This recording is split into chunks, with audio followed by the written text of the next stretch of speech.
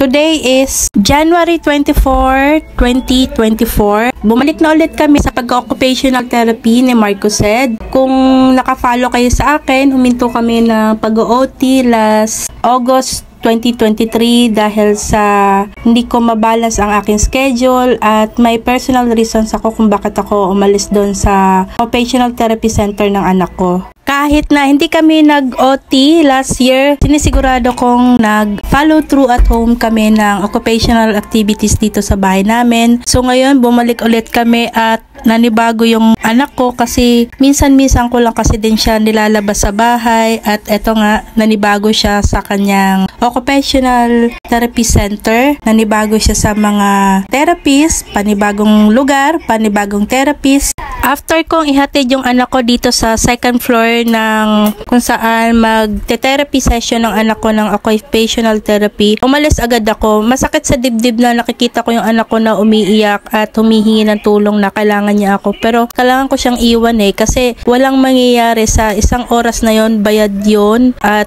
kung nandun ako, masasayang lang din, 'di ba?